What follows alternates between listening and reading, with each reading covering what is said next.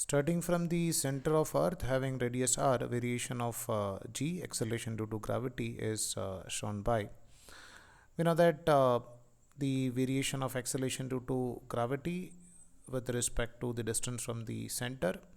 At the center, the value of gravitational field will be equal to 0, and if you are finding out at a distance r inside the solid sphere, it will be equal to gm into r divided by r cube, and it is on the surface, it is gm divided by capital letter R square, and it is outside, then it is going to be gm by small letter r the whole square.